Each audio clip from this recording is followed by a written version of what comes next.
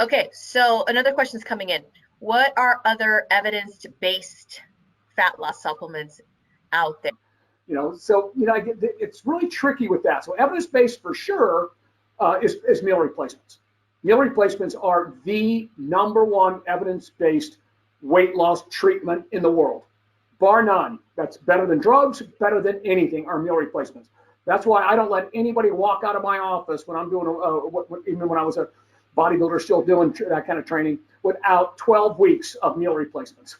You walk out with 12 weeks.